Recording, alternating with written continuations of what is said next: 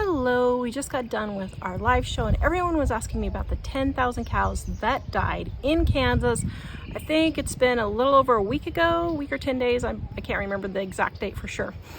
Now, I wasn't going to do a video on this, but since everybody's asking, I'm going to give you my 2 cents. So, the majority of the cattle that died were in Ulysses, Kansas. I used to live in Kansas. I grew up in Wichita, and my dad's family is from Springfield, Colorado, which is just about an hour from Springfield. And we would go through Ulysses all the time, visiting my family, going from Wichita to Springfield and back and forth. And then when I moved out on my own, Springfield was where I moved out on my own.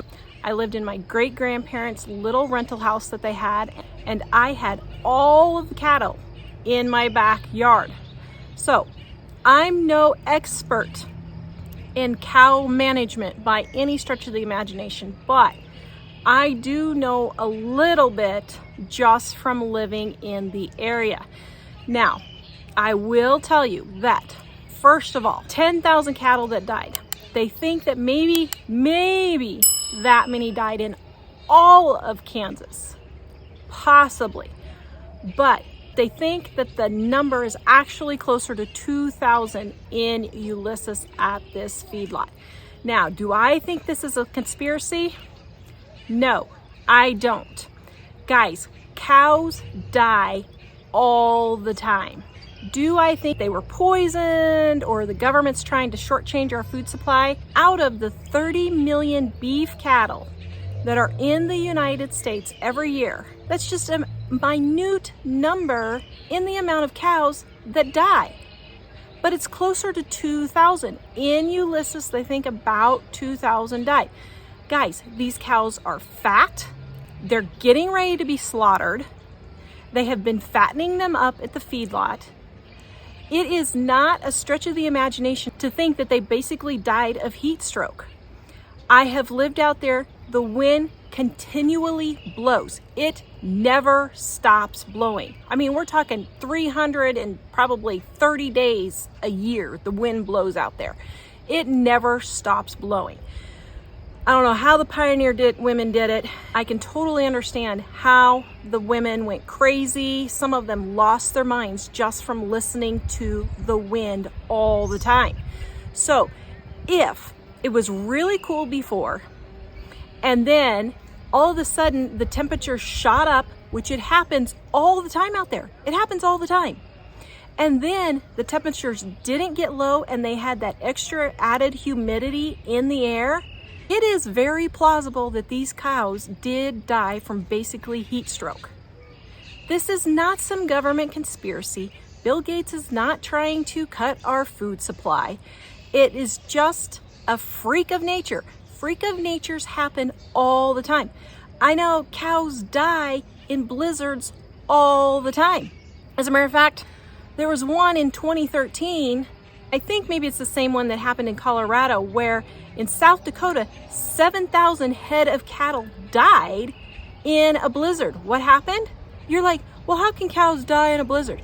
Guys, so much snow piles up, and then it gets so high that the cows get stuck and they can't keep moving.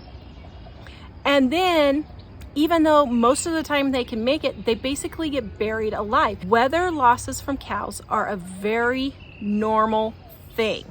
My family loves beef just as much as yours probably does. My boys especially love it. I'm making my cheeseburger rolls in my Dining on a Dime cookbook. So if our cow population is being sabotaged, I want to know. But you've got to get a grip, get some facts, and get some perspective. I think people need to really calm down, stop thinking the sky is falling. Yes, things are bad. Yes, there are things going on. I totally get it. Inflation is going up.